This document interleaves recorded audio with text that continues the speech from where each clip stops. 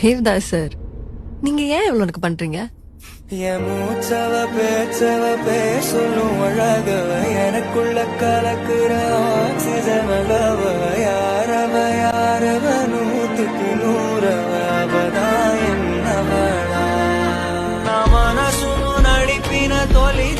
వెలుగువ తలపును తడిపిన తొలకరి చిరుకువ విరిసిన పెదముల చిరు నగవుకు నీవే కారణమా